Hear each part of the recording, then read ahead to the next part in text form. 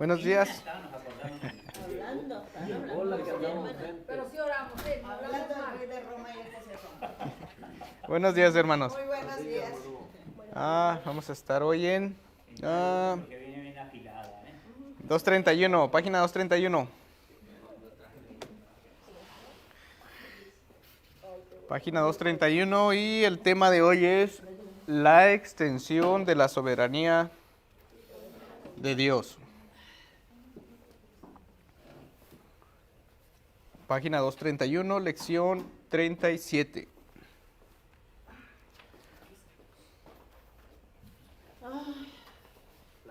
Entonces, entendiendo lo que es, pues, básicamente la extensión de la soberanía de Dios, en sus palabras o en lo que entienden, ¿cuáles creen que es la extensión de la soberanía de Dios? La extensión. La extensión. Sí, que Dios no tiene fin ni límite. O sea, ¿a qué tanto llega la soberanía de Dios? ¿Cuáles son los límites? ¿Tiene límites la soberanía de Dios? No hay límites. Tan ancho que no puede estar afuera de él, tan alto que no puede estar afuera de él, tan profundo que no puede estar afuera de él. Muy bien, entonces, en la introducción que tenemos ahí, tenemos con qué frecuencia se pregunta cuáles son los límites de la soberanía de Dios. ¿Hay alguna criatura o actividad que no esté bajo su gobierno? La respuesta de la Escritura es clara. Todo ser viviente, toda cosa creada y todos los eventos de la historia están bajo el gobierno soberano de Dios. Él reina sobre todas las cosas y nadie, incluyendo al hombre, está más allá de los límites de su gobierno. Como creador y sustentador, Él tiene exclusivo y indiscutible derecho de gobernar todos los reinos y todas las criaturas conforme a su voluntad y beneplácito. Hace todo lo que desea y no hay ningún poder en los cielos, ni en la tierra, ni en el infierno que pueda cambiar o estorbar lo que Él ha determinado. Entonces, como preguntaba, entonces, ¿cuál es la extensión? O sea, el Señor no tiene límites. Como lo hemos visto a través de todas estas lecciones y estas últimas, si se han dado cuenta, se ha enfocado más a lo que es al poder de Dios, a lo que es a la soberanía de Dios. Entonces, la lección, por así decir, cada vez más nos lleva a entender o a comprender lo que es la voluntad o lo que es precisamente esto, la soberanía de Dios. O sea, básicamente nos está presentando al Dios de las Escrituras. Lamentablemente, y lo digo así, como hablábamos la clase pasada, pues muchos de nosotros teníamos un concepto muy errado y lamentablemente muchas de las iglesias actuales, y por así decir famosas, pues tienen un concepto muy errado de lo que es el Dios de las Escrituras, el Dios en el cual se expresan las Escrituras de Él, de sus atributos, y hablábamos en aquel tiempo de algunos personajes, algunos pastores, algunas celebridades de la música que pues básicamente tratan a Dios como un sirviente. O sea, a tal punto de que básicamente le dan órdenes, básicamente se ponen al nivel o más allá del nivel de Dios. Entonces, estas lecciones hemos hablado de que básicamente pues nosotros somos sus criaturas. Hablábamos de la creación del Señor y la lección nos hablaba de que el Señor todo lo creó. Nos hablaba la lección de que Dios no habita en templos hechos por manos de hombres, y nos hablaba de que, pues básicamente los templos que nosotros construimos, pues básicamente lo construimos con material que el Señor ya dispuso. Entonces, vemos que la soberanía de Dios, pues no tiene límites. Él hace lo que le place, veíamos la clase pasada, pero también la soberanía dice que es una cualidad de Dios que denota su libertad de cualquier tipo de restricción externa. Él es libre para actuar como Él quiere, sin limitaciones, pero Él solo actúa en conformidad con su carácter. Lo que sugiere o lo que sigue es que sus acciones no son arbitrarias, sino confiables y siempre para el bien de su pueblo. Entonces, la clase pasada también hablábamos de eso, que es una certeza, es una confianza, un descanso más bien, saber que todo lo que hace el Señor es simplemente en bienestar a su pueblo. Aunque nosotros vayamos al Antiguo Testamento y por lo general la mayoría de la gente que tiene algo en contra del Señor, siempre saca el Antiguo Testamento y siempre resalta el hecho de que no, es que Dios mataba gente o es que Dios castigaba a su pueblo. Pero vemos que se queda nada más enfocado en esa parte. Se quedan ahí enfrascados. Es como cuando vemos una noticia, pero no vemos nomás una parte de la noticia y nos enfocamos nomás en ese fragmento de que alguien habló y la saca de contexto. Pero no vemos todo lo que el personaje habló, de todo lo que se estuvo dando de la noticia. En este mismo caso es lo mismo. O sea, la gente se enfoca en las cosas negativas, pero no ve todo el panorama de por qué pasó lo que pasó o por qué el Señor. ¿Sí me explico? O sea, ellos no se dan cuenta de que el Señor, tanto tiempo estuvo el Señor tratando con su pueblo, diciéndoles que se volvieran a ellos. El Señor estuvo disciplinándolos y estuvo ahí sas y sas y sas, y ellos, o sea, al contrario, en vez de voltear al Señor y ver y reconocer que estaban actuando mal, pues no, o sea, y volvemos a lo mismo. La Escritura dice, y vino este rey y se hizo peor que el otro, y vino el otro y hizo cosas más abominables que el otro. Entonces, el Señor en repetidas ocasiones a través de sus profetas estuvo hablando y les estuvo avisando que iba a haber consecuencias si no volvían al redil. Entonces, ellos no hicieron casos y al final el Señor levantó a ciertos reyes para que fueran a dominar a Israel y a Judá. Entonces, vemos que el Señor lo que hace, pues va, como les vuelvo a repetir, o sea, lo hace en pro de su pueblo, en beneficio. Y tenemos el caso también más conocido de Job. O sea, para muchos, y a lo mejor nomás leemos los primeros capítulos de Job, vamos a decir, oye, pues...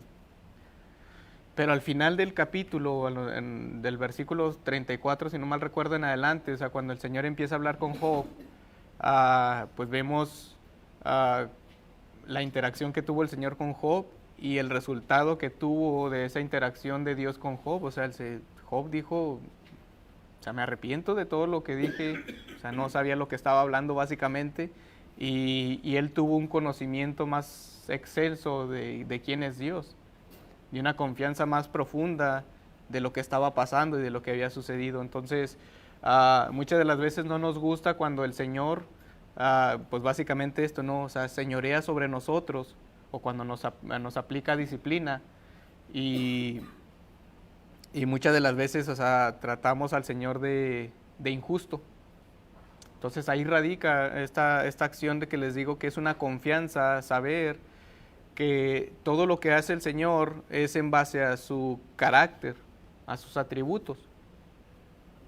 Que el Señor es 100% justo. El Señor es 100% amor. En Él no hay maldad. En Él no hay un acto de que, mira, voy a picarle las costillas a no. O sea, todo lo que hace el Señor es en pro de sus hijos. Entonces, entendiendo eso, o sea, yo sé que es difícil cuando a veces estamos en prueba, cuando se vienen los problemas y cuando estamos ahí, es complicado a veces confiar en el Señor, porque vuelvo a lo mismo, o sea, muchas de las veces nos enfocamos nomás así, estamos así como cuando los caballos traen esas cosas que nada más mira para un... Y hay veces que en vez de voltear al Señor, o sea, estamos volteando nada más al problema y estamos enfocados en el problema.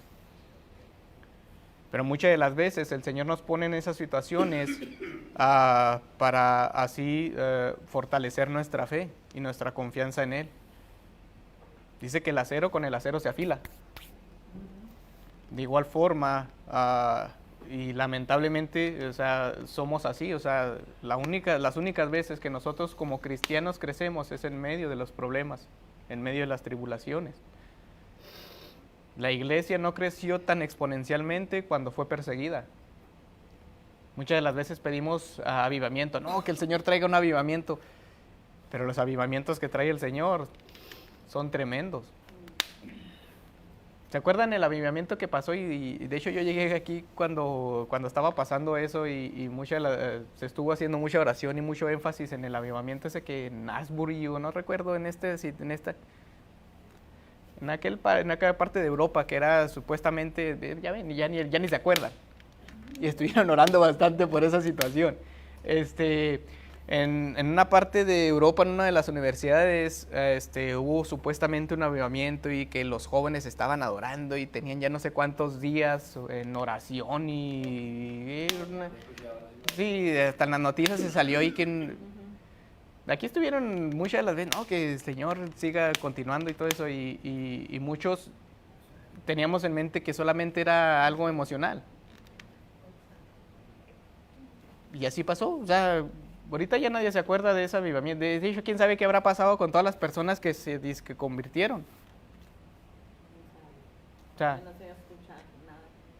entonces, cuando el Señor trae avivamiento, o sea, trae un verdadero avivamiento, o sea, trae cuestiones tremendas en el cual, lamentablemente, nosotros los seres humanos, la única forma en la que nosotros nos activamos es cuando hay problemas.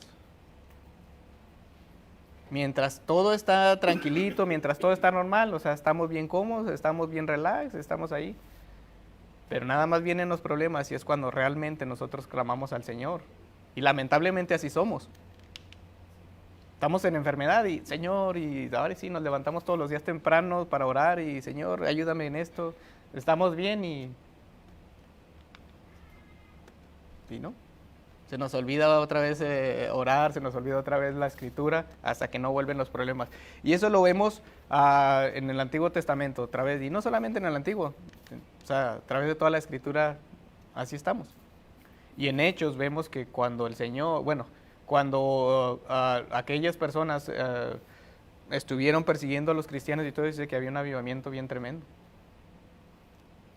Y todo tenían en común. Entonces, entendiendo eso, entendemos que el Señor está al control de todas las situaciones. Todo lo que nos pasa, todo lo que ocurre, el Señor está al control de eso. Y es ahí donde debería estar nuestra confianza, entender que ahí en medio de ese problema, el Señor está ahí. La Escritura también nos dice que el Señor no nos manda una prueba más grande de lo que no podamos soportar. Hay veces que nos sentimos que ya estamos y el Señor sabe hasta dónde Luis puede soportar.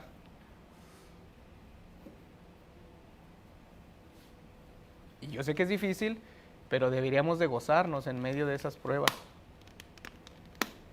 De estar de cierta forma contentos de saber que el Señor está al pendiente de Luis, que lo está disciplinando o que le está mandando esa prueba y decir, bueno, o sea, el Señor sabe que estoy, el Señor quiere llevarme, no como estos de las propiedades, a otro nivel, no, o sea, sino que, o sea, quiere que Luis tenga una fe más fuerte, quiere que Luis tenga un concepto más grande del Señor.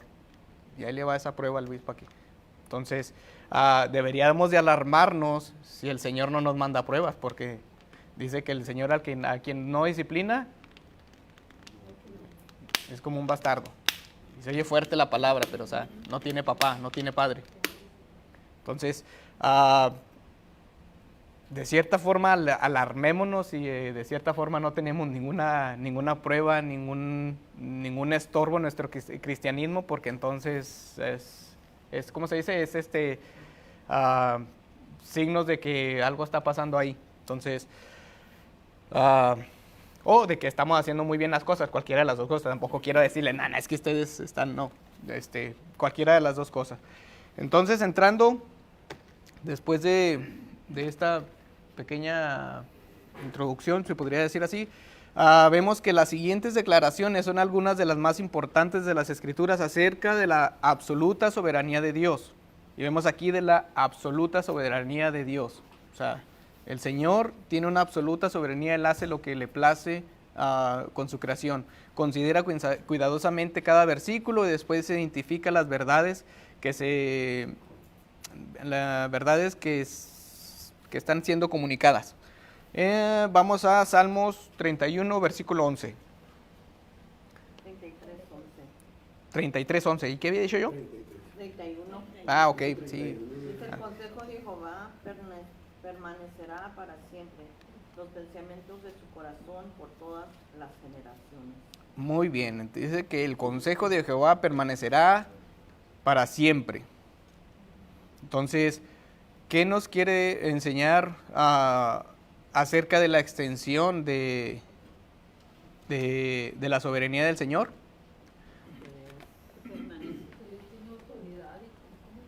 Antes de nosotros, ahora que estamos nosotros, ya tiene oportunidad para generación.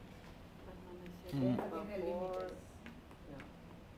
Muy bien. Entonces, pues sí, básicamente vemos ahí eso.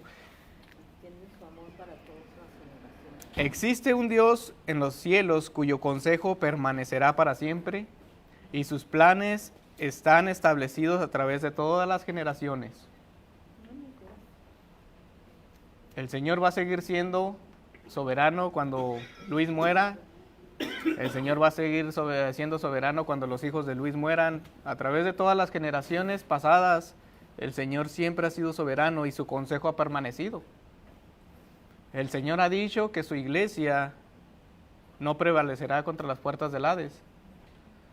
Y a través de estos 2000 años, su iglesia ha permanecido y va a permanecer porque Él lo ha prometido. Miles de pastores han muerto, miles de generaciones, bueno, miles de generaciones de hijos de obispos, pastores, han estado dentro de la iglesia y la iglesia del Señor ha permanecido, porque así lo ha prometido y el Señor lo dijo. Y va a permanecer porque el Señor lo dijo. No porque nosotros hagamos nuestro esfuerzo, que deberíamos de hacerlo, pero porque el Señor ha dicho que su iglesia va a estar firme hasta cuando Él venga, y así va a ser. Esa debería ser nuestra confianza en esa promesa, de que el Señor va a mantener siempre un remanente, y lo ha tenido. Cuando hubo este exilio por parte de Israel, el Señor mantuvo un remanente fiel al Señor. Cuando había toda esta maldad, que se levantaban los reyes y estaban todos estos personas haciendo el mal en contra del Señor, el Señor siempre mantuvo un remanente. Siempre ha mantenido un pueblo para Él. Entonces debemos de recordar eso. Y lo vemos aquí. O sea, en esa extensión el Señor ha mantenido esa promesa. Entonces vemos que este es su mundo y nosotros solo vivimos en Él. Él lo dirige, lo gobierna y nada frustra sus planes. El Señor desde el principio declaró su victoria. ¿Por qué? Porque así lo ha ordenado Él. Así lo planeó Él. ¿Y quién va a poder frustrar ese plan? Nadie. Miles de personas se han levantado y según ellos han vaticinado en contra del Señor. De hecho, muchas personas dicen, no, la Biblia va a desaparecer en tantos años. Sigue aquí todavía. Muchos dijeron que la iglesia iba a desaparecer y aún así sigue la iglesia del Señor. Entonces, nadie puede frustrar esos planes. Dice, esta confianza en el control soberano de Dios sobre todas las cosas hace el versículo 12 tan especial?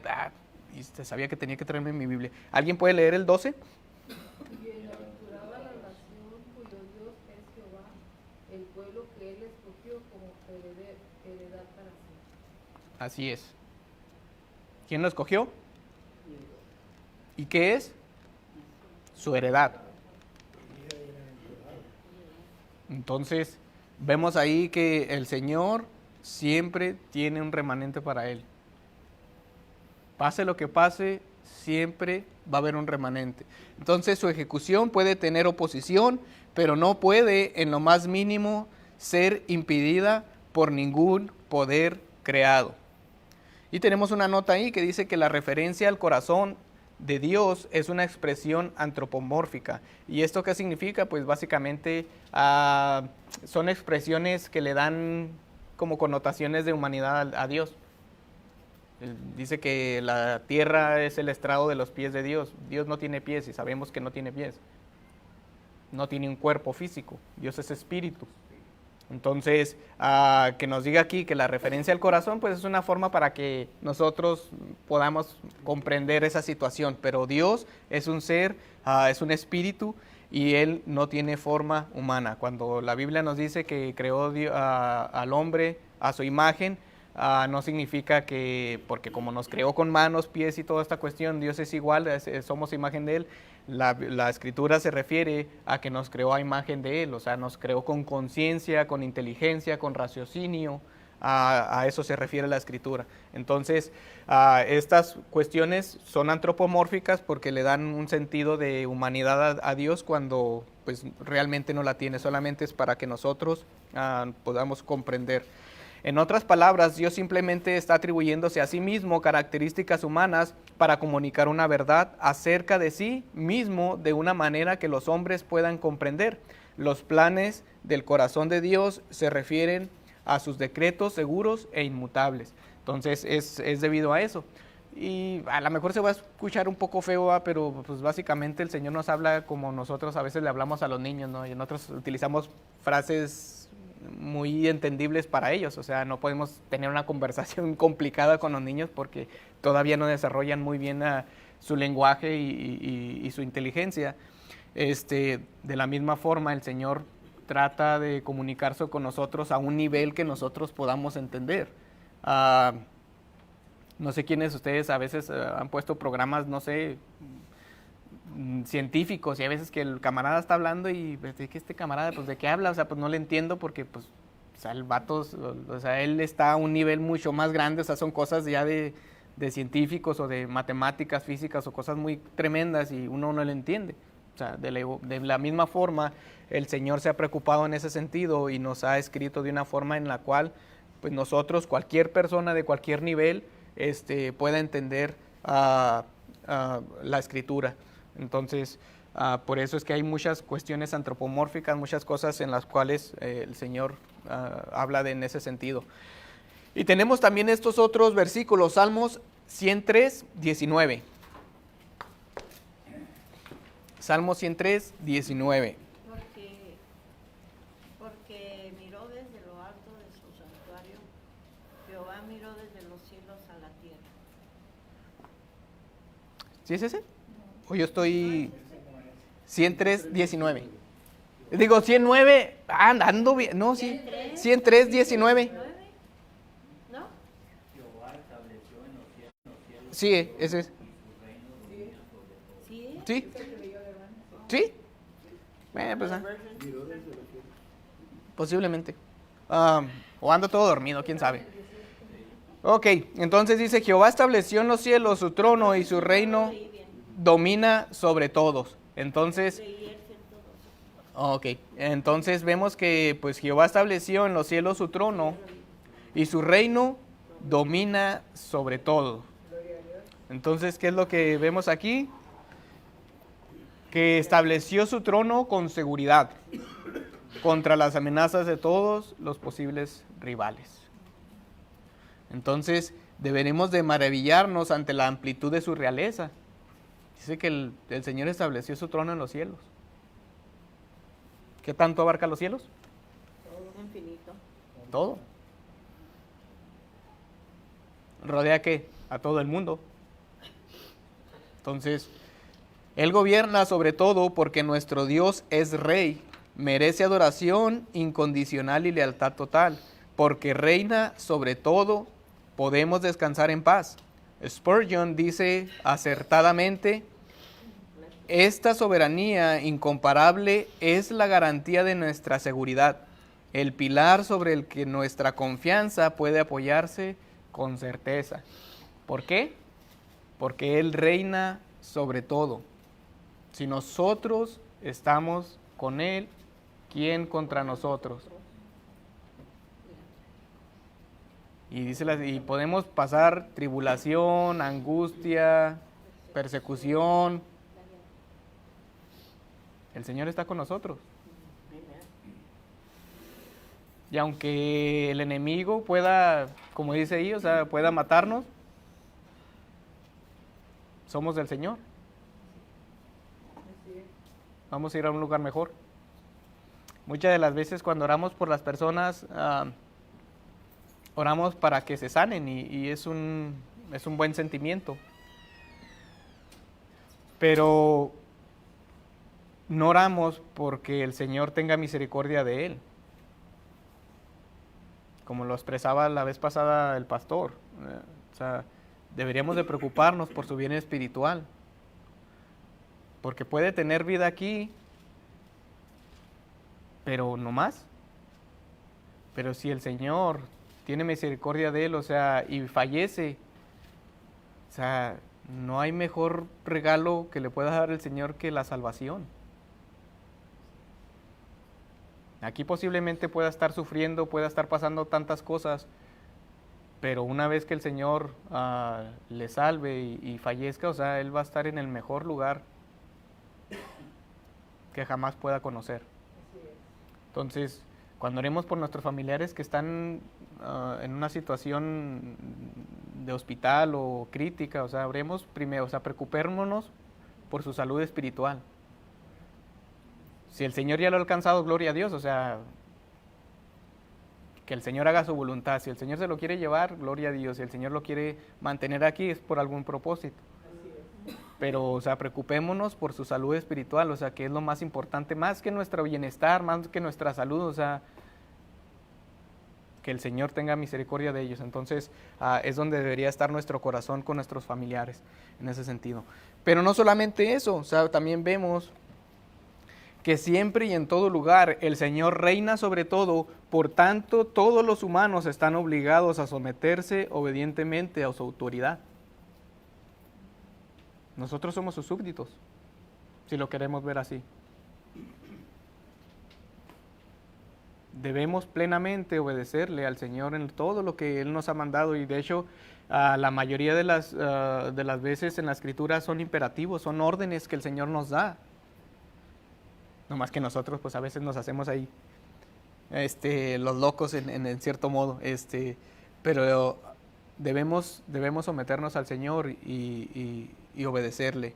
Tenemos una nota ahí y dice que la expresión estableció traduce el verbo hebreo kun, el cual significa ser firme, seguro o permanentemente. El trono de Dios y sus decretos soberanos son inamovibles e inexpugnables. O sea, nadie los puede rechazar. Pero también tenemos este Salmo 115, 3. Nuestro Dios está en los cielos, todo lo que quiso ha hecho. Amén. Así es. Nuestro Dios está en los cielos y todo lo que quiso ha hecho. Y lo hará. Entonces, ¿qué nos quiere decir este salmo? Que Él es libre de actuar y de retrasar. Pero una cosa que debemos confesar es que Él reina sobre todo y hace todo lo que le place. Y lo ha hecho. Todo lo que Él ha querido, Él lo ha hecho. Y todo lo que Él quiere hacer, lo va a hacer. Vemos que el Señor hace lo que le place en su dominio. ¿Por qué su dominio? Él lo creó. Pues es creador, soberano y juez de todo lo que hay en su reino. El Señor siempre tiene el control y solo Él tiene el mundo bajo su control. Y sin embargo no está distante y remoto, sino vivo y activo en la tierra. Y es como lo que les comentaba la vez pasada, o sea, debemos de maravillarnos porque el Señor es un Dios que está presente en su creación. O sea, no es una persona que nos aventó y nos dijo, pues ahí háganle como quieran ahí. No, sino que el Señor está presente, Él está al cuidado de todo lo que Él ha hecho, o sea, Él está pendiente de cómo se realiza y si ya se hizo, si no se hizo, o sea, porque Él llena todo y está presente en todo lugar. Entonces, debemos de gloriarnos de que no es como estos dioses estoicos que tenían ellos que pues no, o sea, estaban ahí nada más y rendían sacrificios y a ver si les contestaba o a ver, no. O sea, nuestro Dios está ahí, al tanto de toda la situación. Entonces, eso debería de maravillarnos y a su vez también de un temor, en cierto sentido, porque entendemos que el Señor está ahí, también, pues, viéndonos en todo nuestro actuar. Y más aún, que Él conoce el corazón de cada uno de nosotros. Entonces, hagamos caso a la escritura de guardar nuestro corazón en el sentido de tener una actitud conforme a la escritura. Pero también vemos que el Señor sigue siendo soberano y hará todas las cosas según el consejo de su voluntad. Él va a hacer lo que Él quiere. Y vemos una nota ahí que dice la palabra quiso, traduce el verbo hebreo jafetz, el cual significa deleitarse en o agradarse de. Los teólogos comúnmente hablan del beneplácito de Dios. Esto significa que las decisiones y acciones de Dios no son motivadas meramente por la lógica, el cálculo o la razón, y nunca son movidas por capricho. Dios hace lo que está en conformidad con su santa justicia y amor y lo que le trae deleite. Entonces, ahí tenemos esa nota. Pero también tenemos Salmos 135, versículo 6. Todo cuanto el Señor quiere, lo hace. En los cielos, en la tierra, en los mares y en todos los abismos. Muy bien. Entonces vemos que todo lo que Jehová quiere, pues lo hace. En los cielos, en la tierra, en los mares y en los abismos. Entonces, Dios es el creador soberano. Tanto en el cielo y en la tierra, en los mares y en todos los abismos. Él controla, pues básicamente las nubes, los relámpagos, la lluvia, el viento. Dígame, hermano. La manera en la que Dios hace las cosas en muchas ocasiones nosotros ni cuenta nos damos. Dice la escritura, dice, en el mundo tendréis aflicción, en el mundo tendréis aflicción, pero confiar, yo he vencido al mundo. Si ustedes recuerdan, mis hermanos, en el Antiguo Testamento se hace mención de personajes que, como ahora nosotros, ¿verdad?, enfrentaron una democracia, enfrentaron reyes que no tenían ni siquiera lo más pequeño, ¿verdad?, de conocimiento del temor y de la presencia de Dios. Y no necesariamente toda la nación estaba equivocada, eran solamente los líderes, los reyes se sentían, ¿verdad?, confiados de que Dios no los iba a castigar porque era el pueblo de Dios, ¿verdad? Jeremías en la cárcel, en un pozo, pero él confió en lo que se le enseñó, se le dijo la verdad y creyó, ¿verdad?, a Dios. Y intercedió por el pueblo, pero aún así ellos persistieron y fueron castigados por esa razón. Saulo, cuando conoció a Jesucristo, conoció la verdad y hizo lo que él pensaba era lo mejor. Y aun cuando estuvo en la cárcel fue castigado y no estuvo de acuerdo, él declaró y confió, ¿verdad?, en que el Señor lo iba a librar de aquellas cosas, ¿verdad?, que le estaban pasando. ¿Por qué? Porque él tenía una relación muy cerca con Dios y estaba dispuesto a obedecerle en todo. Y así debe ser, ¿verdad?, en nuestras vidas personales. Tener una buena relación con nuestro Dios y estar dispuestos a creerle a nuestro Dios en todo lo que nos enseña. No confiando en lo que el mundo nos puede ofrecer, sino lo que Dios puede hacer para nosotros en nuestra vida diaria. Recordemos, mis hermanos, que la democracia de la mayoría de votos no necesariamente quiere decir está correcto. Es solamente nuestra opinión. Y en muchas ocasiones cuando hacemos un voto, ¿verdad?, votamos por algo que se tiene que hacer en el templo, todos levantamos la mano. Pero ¿será esta la voluntad de Dios? ¿Será esta la voluntad de Dios? Solo que necesitamos regresar a los términos, ¿verdad?, y a las cosas que el Señor desde el principio nos enseñó. Una teocracia, creer y confiar en nuestro Dios, no en lo que la mayoría dice, sino en lo que Él, la verdad que enseña y aconseja y nos recomienda para nuestro vivir diario. Por lo que la soberanía de Dios, mis hermanos, es algo tan importante que es necesario que cada vez que hagamos una decisión de importancia, hagamos la pregunta: Señor, ¿es esta tu voluntad? ¿Es esto lo que quieres que hagamos? ¿Estamos poniendo en peligro nuestras vidas porque estamos en contra de tu voluntad?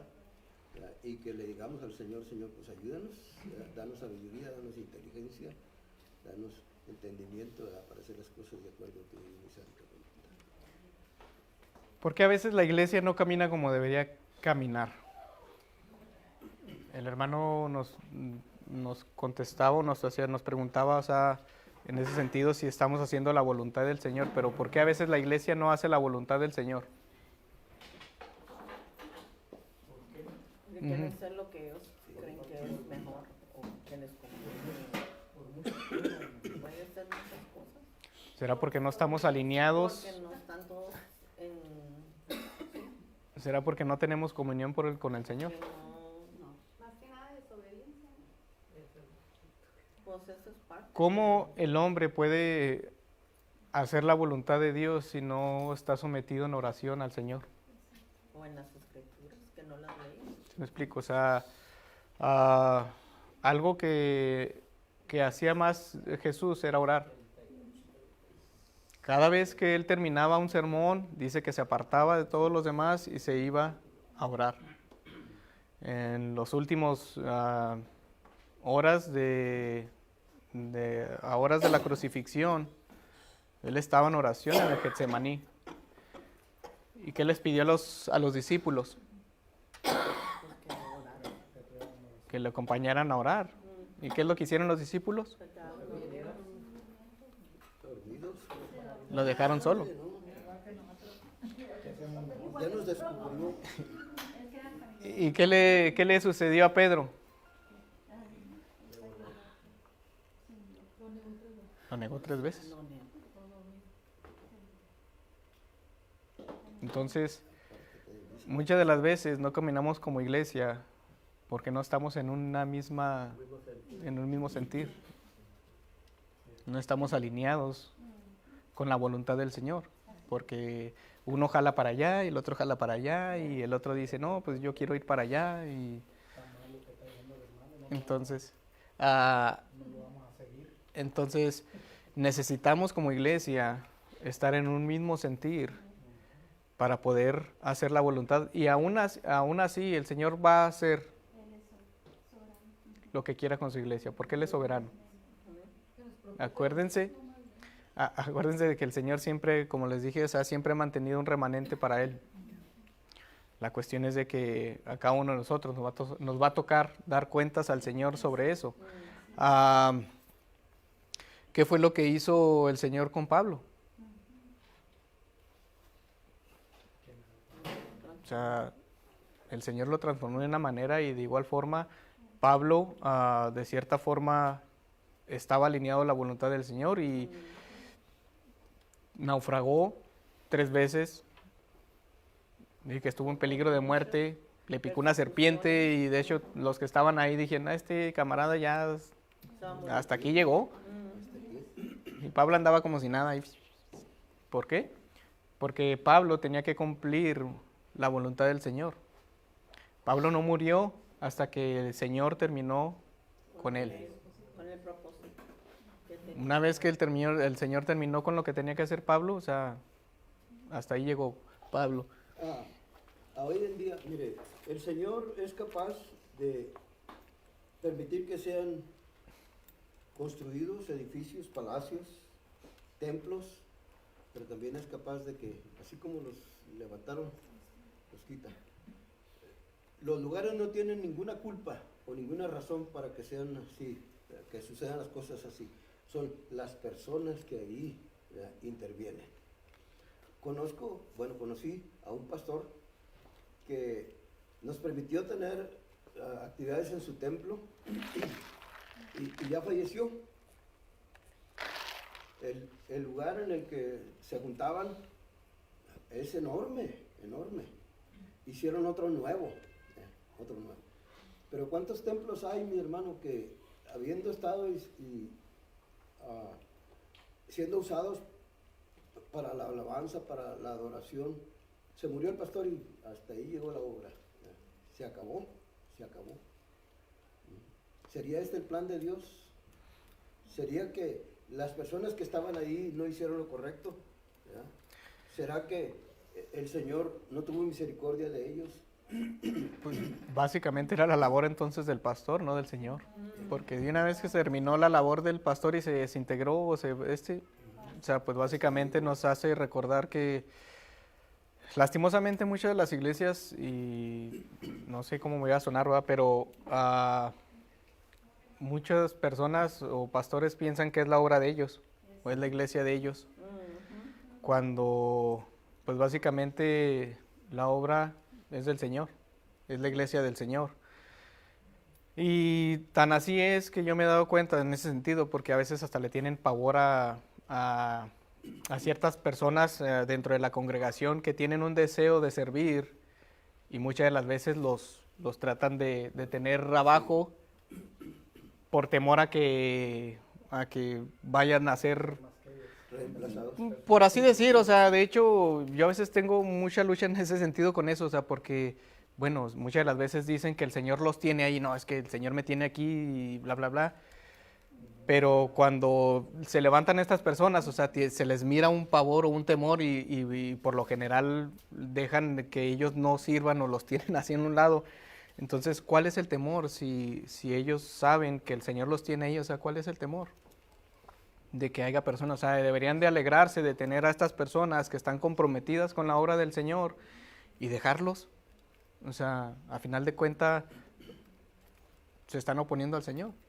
O sea, entonces, en vez de hacer lo que un pastor debe hacer, levantar líderes, proveer líderes para la iglesia, para que cuando pase eso de que él fallezca, él tenga que retirarse, cuando el Señor tenga que moverlo a otro lugar, esa iglesia pueda sostenerse y pueda estar ahí.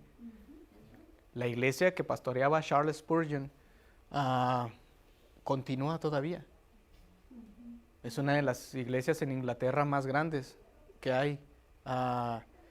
Y han pasado varios pastores a través de ese tiempo, y esa iglesia sigue ahí. ¿Por qué? Porque ellos han entendido eso. Ellos levantan líderes, fallece uno y ya tienen a alguien preparado para que siga con ese estandarte. Lamentablemente en las iglesias de aquí, de estas áreas, se fallece el pastor, se va y... Lo curioso es que habiendo congregaciones que tienen, ¿verdad?, la manera y la forma de decir, bueno, mira, ¿por qué no mandamos a estos jóvenes al seminario para que se preparen y que el día de mañana ya estén listos para que continúen la obra? Y vuelvo a lo mismo, es que no estamos alineados con la voluntad del Señor, y lo digo porque lamentablemente las iglesias hispanas son duras. En la clase pasada, en la clase que teníamos de administración de la iglesia, el mismo maestro que nos estaba hablando, él estaba hablando y tocó ese mismo tema de que las iglesias hispanas somos muy duros con con los pastores en el sentido económico. Y es cierto. O sea, las iglesias hispanas son duras.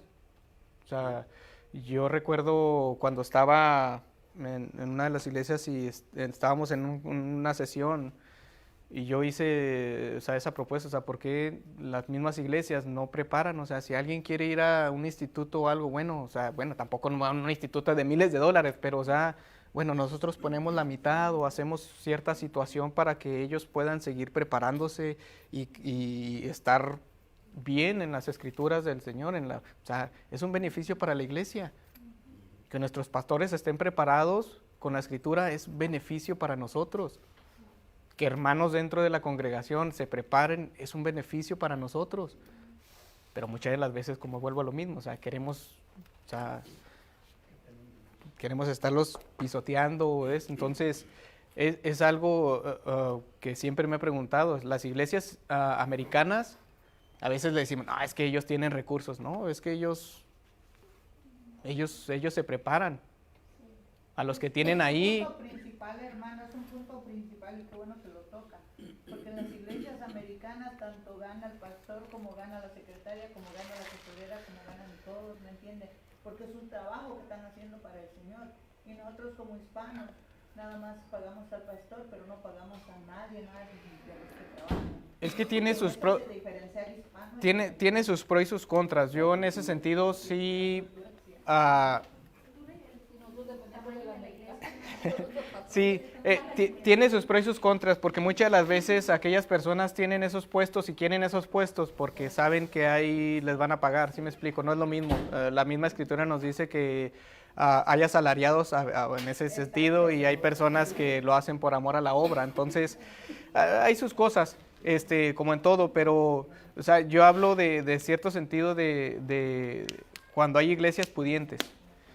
Y hay veces que pues, no tenemos porque somos codos, somos piedras en ese sentido, ¿no? Pero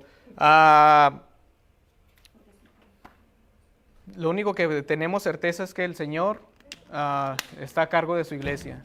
Y es ahí donde debemos nosotros descansar. ¿Por qué? Como dice aquí, tiene dominio y una autoridad absoluta y totales sobre lo que ha creado. Y no solamente eso, dice, nuestro Dios es creador y es un creador soberano con autoridad absoluta y completa sobre todo lo que ha creado. Simplemente tenemos que estar alineados al Señor. Si nosotros como iglesia estamos en un mismo sentir, si nosotros como iglesia queremos un mismo propósito para nuestra iglesia, el Señor va a trabajar, el Señor va a hacer la obra en la iglesia.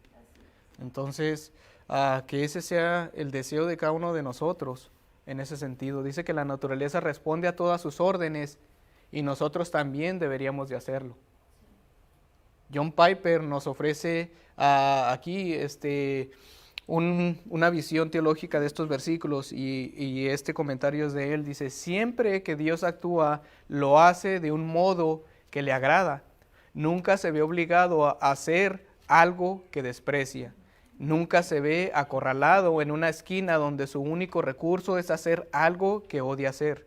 Hace lo que le place y por eso, en cierto sentido, se complace en hacer todo lo que hace.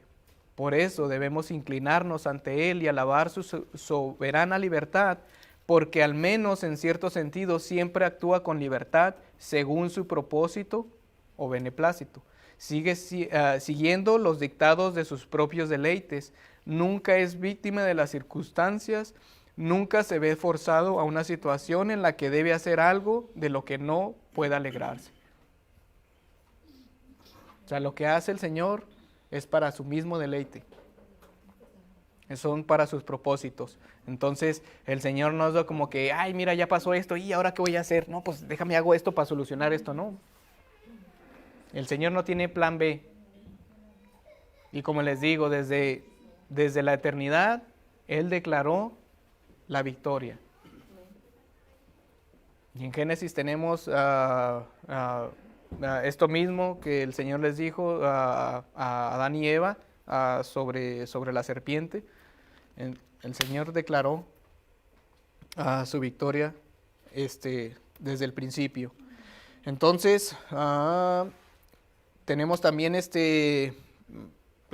tenemos aquí una nota y nos dice que la referencia a los cielos y la tierra y los mares es una poética de hacer referencia a la totalidad de la creación sin excepción. Aquí el salmista va aún más lejos al mencionar todos los abismos, todo rincón de la creación está bajo el gobierno soberano de Dios. Y también tenemos Efesios, capítulo 1, versículo 11.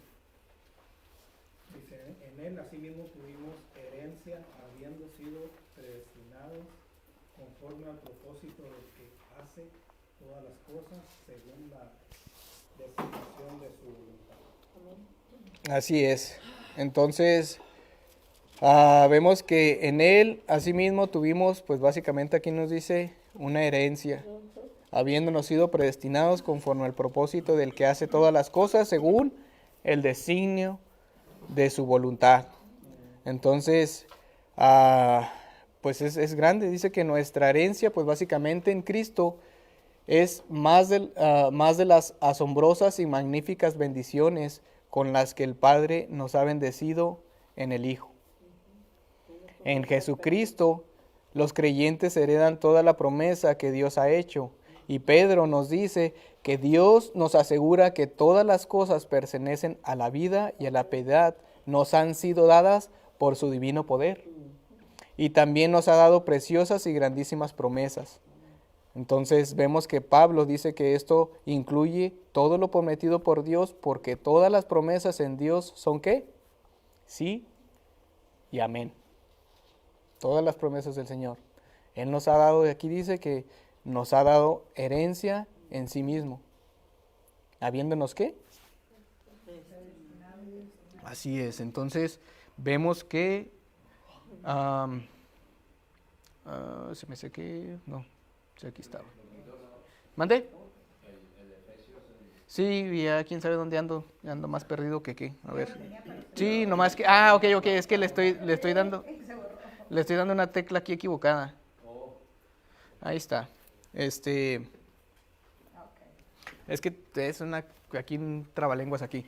Vemos que Dios es no solamente el autor, sino también el ejecutor de todo. Y no solo eso, sino que su providencia en el curso del tiempo es tan amplia como lo es su decreto desde la eternidad.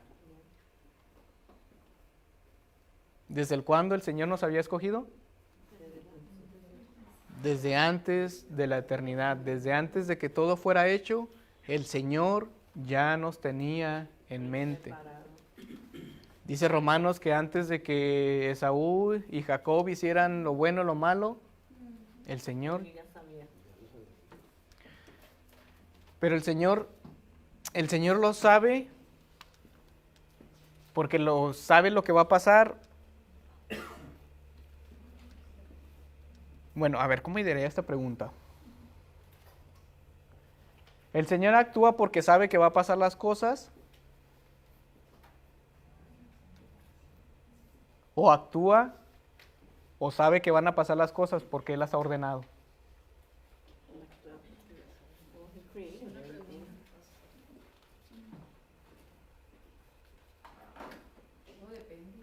El Señor sabe lo que va a pasar porque Él lo ha querido así.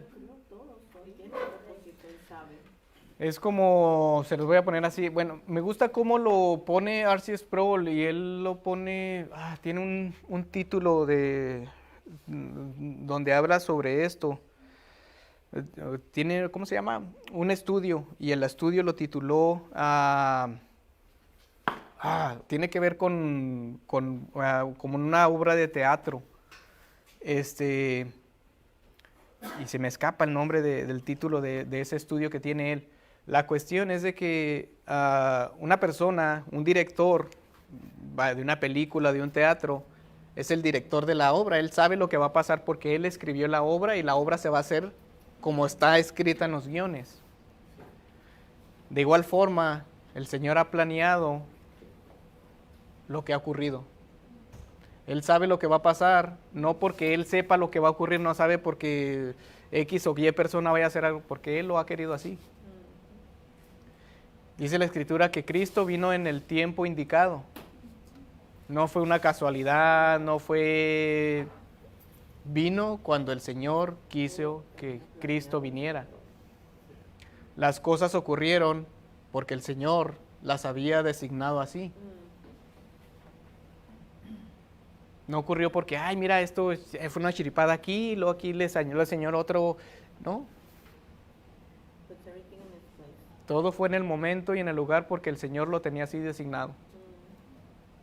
Y lo que va a ocurrir más adelante, va a ocurrir porque el Señor lo ha ordenado y lo ha designado así. Y no hay nada, ni poderes, ni potestades que puedan impedir lo que el Señor ya ha decretado. Entonces, vemos que la perspectiva que Dios tiene de nuestra herencia en Cristo es dada aquí a conocer en su predestinación, su poder y su preeminencia, la predestinación de Dios. No nosotros como cristianos, habiendo sido predestinados conforme al propósito de Dios, somos conscientes que somos lo que somos debido a lo que Dios decidió hacer de nosotros antes que cualquier ser humano fuese creado. Desde el pasado eterno, Él declaró que todo pecador elegido, sin importar cuán vil, rebelde, inútil y merecedor solo de muerte pudiera ser, quien confiara en su Hijo, si era hecho tan justo como aquel en quien había depositado su confianza.